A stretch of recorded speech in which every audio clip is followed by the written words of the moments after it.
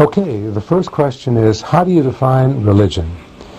And how should a student understand your definition?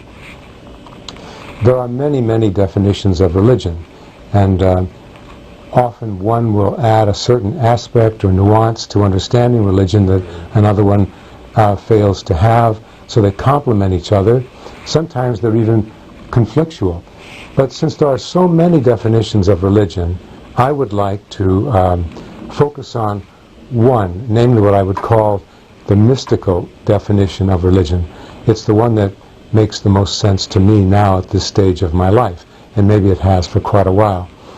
And the mystical definition of religion would be those ways, practices, beliefs, attitudes, even concepts that help us to come into some kind of greater union with God. Union with, if you don't want to call the ultimate source God, you can call it the Tao, you can call it the Buddha nature, you can call it the great source. So whatever helps us come into contact with that. Now, let me say something about the word contact. Contact isn't just intellectual contact. Contact in the mystical understanding is more of a felt experience contact.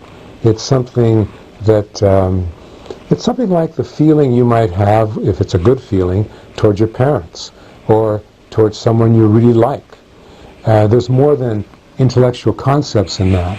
It's a feeling about, a being with, a being in communion with, a being surrounded by.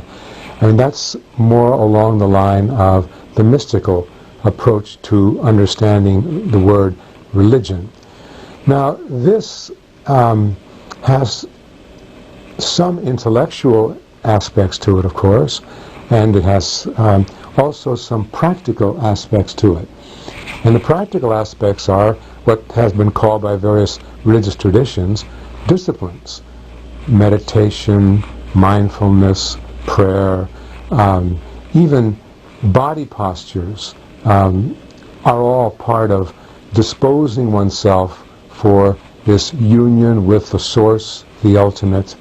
And another aspect of it is that it can be, it's not something that you did in the past or you're going to do in the future. Religion in the mystical understanding is right now, here and now.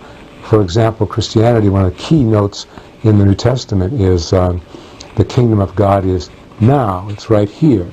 And so this mystical understanding has to do with being in the present. And it's interesting how different traditions point at this.